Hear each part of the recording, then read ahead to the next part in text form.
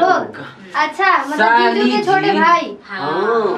बैठा भाई जी, बैठो यहाँ थोड़ा सा की उधर इधर आई ना रहुआ। आवा नहीं बैठा उधर ये ना बैठा मुझे तो नहीं बैठा है जाइए बैठने के लिए ज्यादा बकवास करोगे तो चल जाइए। बस यार लतर के दे के खाती आई। ये मेरा यूनिट सब जानती हो। आजू ने चल तू अच्छा क्यों नहीं यार ए भौजी बतिया लगे का बतिया वाला जा। कब से घर में ढूंढ रहे थे जाना था मुझे मार्केट टच हो गई जाके मैं अभी बाल भी बनाना है मेरे को जी कोई तुमने न्यू हेयर स्टाइल बना दो ना।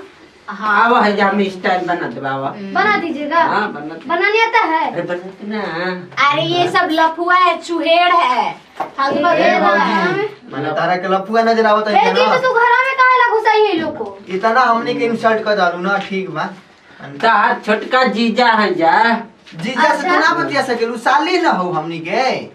लेकिन जमाल पे तो मेरे जीजू थे आई कौन के बड़े भाई थे। अरे बगलिया में रहनी हमनी के वो घर दूसरा का भाषा तुमको समझ में आ रहा है।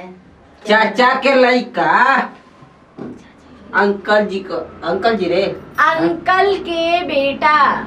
अच्छा तो आप मेरे जीजू कैसे लगिएगा मेरे जीजू पास दो ही भाई हैं। अरे हमार भैया के चाचा का लड़का का भइल न सन क्या अरे वो सब लैंग्वेज इंग्लिश में समझा समझाई तुम बैठ के क्या यहाँ पे काय के नाम समझे जब आपके आवेला ना आपके आवेला ना तो बोलिए समझा। खाली बतियावे कहा जान जा समझा बात कर लो इन लोग से।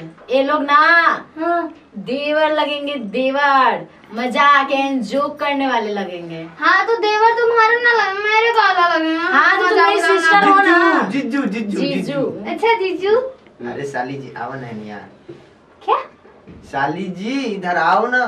अच्छा क्या करने के लिए बोलिए। हम तारा के खरियान घुमा दे व्हाट इज खरियानी शहर में का कहे ना सरी सरेनिया में सो पार्क पार्किंग पार्किंग पार्किंग बोल रहे घुमाने के लिए। अच्छा यहाँ पे पार्किंग भी है क्या। अरे नहीं यार खरियानी पार्क के ना घास है मिट्टी है उसी ए को बोल रहे भौजी दगा इतना हरिया बना दी सरिया में फेल हो जी हां छोड़ो इधर पुअरा में लुकाई बो क्या समझा मुझे ना आप लोगों का भाषा समझ में नहीं आ रहा है मत बोलिए अगर बोलना ही है तो हिंदी में बोलिए। मत ना क्या किस एगो किस दे दा लपड़ देख रहे मारेंगे एक लपड़ ना सुधारिए दे दीदी तुमको डांटना नहीं है इन लोगों को। अरे तुम्हारे सामने ये मेरे से किस मांग रहे हैं।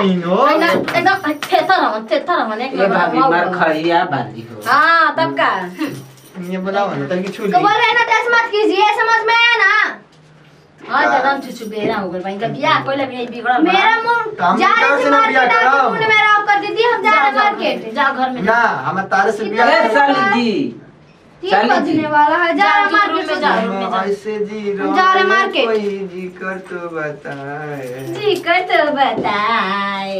ए भौजी भाग बोली आओ जवन करे के बाद तवन कहला ये कुल करवाओ तो एगो बहिन आई रही के तनो सुगर बियाह ना करे ओकरा आप लोग के भाषा ना समझ में वाला त का आप लोग बतियाएंगे हमन ओकरा के से। जयमाला पे देखल ना तो से प्यार हो गइल हमार हां प्यार हो गइला लेवल के अनुसार प्यार करल जाला ना कि ऐसा मौत नहीं। वाली हमनी के का खराब कहले कहानी कि मुंबई में रहता है मुंबई की मॉडल समझ रही है कि कितना एकदम बियाह करा दो हमके बहुत पसंद उ करबे ना करी जाहिल गवार से उ करबे ना करी। अच्छा जाए तो हमारा कॉली हम हां दादा तार त चानी के बारे छर गइल बा त तू का बियाह करबो। अरे तो 4 कट्ठा जोती है रोज रुपया रबा रुपया उतना रुपया ओकरा में हमनी के ना रोज हफ्ता में ओकर खर्चा होखेला सोच लो ओकर हफ्ता में उतना रुपया खर्चा होला जितना उनकर खाती तुम बगलिया में हमले के घूमी ना बुझाता तार कितना औकात बा। अब तरह पकड़ मैंने हमनी का हल्का में खाली काना में ब्लूटूथ लगा के मुड़िया में आ पेन के पैसा दिखाई ना मत भौजी जान जेन कहूं कितना लेके घूमी ना बगलिया में हमेशा हां माई बाबू के पैसा चुरा चुरा के लिया के